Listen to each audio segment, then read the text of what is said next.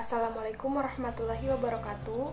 Kembali lagi bersama saya Umriyati dengan NIM S1S1200052.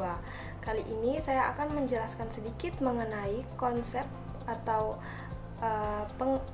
pengantar sistem operasi 4.0. Yang saya akan jelaskan yaitu pada bab 2 dan bab 3. Bab 2, haki perangkat lunak. Pendahuluan. Ketergantungan terhadap sistem informasi telah merambah ke berbagai bidang, mulai dari sistem otomasi perkantoran sebuah usaha kecil hingga sistem kendali sebuah instalasi nuklir berpresisi tinggi. Kemudian, hak kekayaan intelektual. Hak atas kekayaan intelektual atau haki merupakan terjemahan atas istilah Intellectual Property Right atau IPR. Istilah tersebut terdiri dari 3 kata kunci, yaitu hak, kekayaan, dan intelektual. Kekayaan adalah abstraksi yang dapat dimiliki, dialihkan, dibeli, atau dijual. Sedangkan kekayaan intelektual merupakan kekayaan atas segala hasil produksi kecerdasan daya pikir seperti teknologi, pengetahuan, seni, sastra, gubahan lagu, karya tulis, karikatur, dan seterusnya. Hak itu sendiri terbagi menjadi 2, hak dasar asasi dan hak amanat atau peraturan. Selanjutnya, aneka ragam haki, yaitu pertama, hak cipta atau copyright. Diatur berdasarkan pasal 1 ayat 1 Undang-Undang Nomor 19 Tahun 2002 tentang hak cipta. Kedua, paten berdasarkan pasal 1 ayat 1 Undang-Undang Nomor 14 Tahun 2001 tentang paten. Yang ketiga, merek dagang atau trademark berdasarkan pasal 1 ayat 1 Undang-Undang Nomor 15 Tahun 2001 tentang merek. Selanjutnya, rahasia dagang atau trade secret menurut pasal 1 ayat 1 Undang-Undang Nomor 30 Tahun 2000 tentang rahasia dagang. Selanjutnya, service mark adalah kata, frase, logo, simbol, warna, suara, bau yang digunakan oleh sebuah bisnis untuk mengidentifikasi sebuah layanan dan membedakannya dari kompetitornya. Selanjutnya, desain industri diatur pada pasal 1 ayat 1 Undang-Undang Nomor 31 Tahun 2000 tentang desain industri. Desain tata letak sirkuit terpadu berdasarkan pasal 1 Undang-Undang Nomor 32 Tahun 2000 tentang desain tata letak sirkuit terpadu. Dan terakhir, indikasi geografis berdasarkan pasal 56 ayat 1 Undang-Undang Nomor 15 Tahun 2001 tentang merek. Selanjutnya, haki perangkat lunak. Di sini ada yang pertama, perangkat lunak berpemilik atau properti adalah perangkat lunak yang tidak bebas ataupun semi bebas. Selanjutnya, perangkat komersial adalah perangkat lunak yang dikembangkan oleh kalangan bisnis untuk memperoleh keuntungan dari penggunaannya.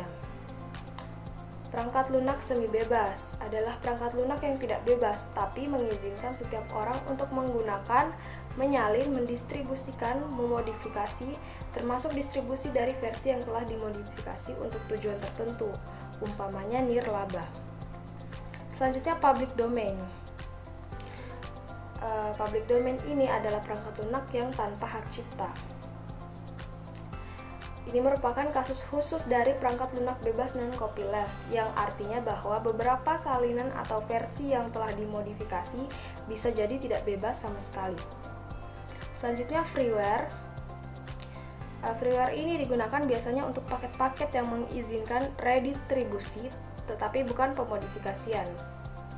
Selanjutnya, shareware.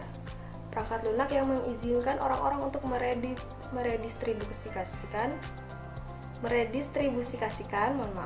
salinannya, tetapi mereka harus terus menggunakannya, diminta untuk membayar lisensi, jadi dia itu dibayar.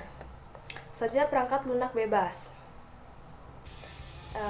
ialah perangkat lunak yang mengizinkan siapapun untuk menggunakan, menyalin, dan mendistribusikan, baik dimodifikasi ataupun tidak, secara gratis ataupun dengan biaya. Selanjutnya, copylefted atau non-copylefted. Perangkat lunak copylefted merupakan perangkat lunak bebas yang ketentuan pendistribusiannya tidak memperbolehkan untuk menambah batasan-batasan tambahan. Selanjutnya perangkat lunak kode terbuka.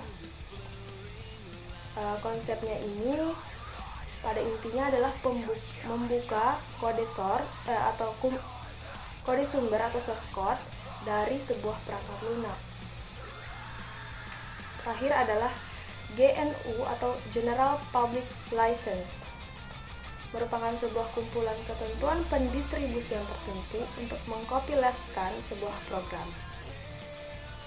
2.4 Komersialisasi perangkat lunak. Di sini ada beberapa bentuk model bisnis yang dapat dilakukan dengan open source, yaitu support atau seller. Pendapatan diperoleh dari penjualan media distribusi, branding, dan lain-lain. Kemudian ada loss leader, ada widget frosting, ada accessorizing, ada service enabler, brand licensing, sell it, free it. Selanjutnya ancaman dan tantangan. Jadi di sini ada beberapa ancaman dan tantangannya. Yang pertama, perangkat keras rahasia. Kedua, pustaka tidak bebas. Ketiga, paten perangkat lunak. Dan terakhir, dokumentasi bebas. Kemudian kita beralih ke bab selanjutnya, yaitu bab 3, perangkat keras komputer. Jadi di sini kita bisa lihat gambar 3.1 arsitektur komputer umum. Dan di sini ada kepanjangan dari singkatannya. Kemudian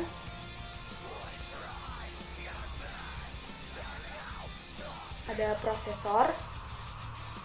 Jadi prosesor itu adalah otak komputer. Selanjutnya media penyimpanan utama. Di sini ada gambar penyimpanan hierarkis. Jadi penyimpanannya itu disusun berdasarkan kecepatan, biaya, sifat volatilitas. Kemudian ada register. Register ini berada di dalam prosesor dengan jumlah yang sangat terbatas karena fungsinya sebagai tempat perhitungan atau komputasi data. Kemudian ada cache memory, ada random access memory, boleh dibaca sendiri. Ada random access memory ini atau RAM yang biasa kita kenal dengan RAM. Kemudian ada memori ekstensi. Terakhir ada direct memory access atau DMA. Dia itu digunakan agar perangkat input-output device itu yang dapat memindahkan data dengan kecepatan tinggi mendekati frekuensi bus memori. Selanjutnya penyimpanan sekunder. Di sini ada struktur dari hard disk. Jadi hard disk itu termasuk penyimpanan sekunder. Kalau yang tadi itu adalah yang sebelumnya itu adalah seperti RAM dan lain-lainnya. Ada memori tersier.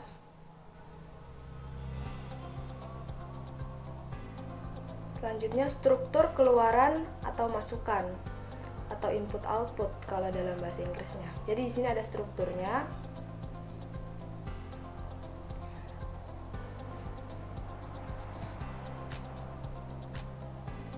Selanjutnya ada bus. Jadi tiap bus merupakan jalur data antara beberapa device yang berbeda. Dengan cara ini, RAM prosesor GPU dihubungkan oleh bus utama berkecepatan tinggi yang lebih dikenal dengan nama front side bus, sementara perangkat lain yang lebih lambat dihubungkan oleh bus dengan berkecepatan yang lebih rendah. Selanjutnya adalah interupsi. Kejadian ini pada komputer modern biasanya ditandai dengan munculnya interupsi dari software atau hardware, sehingga sistem operasi ini disebut interrupt driven. Selanjutnya 3.9 Local Area Network atau LAN.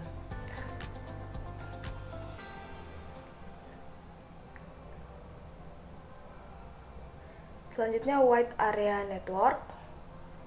Bisa kita lihat gambarnya atau skemanya.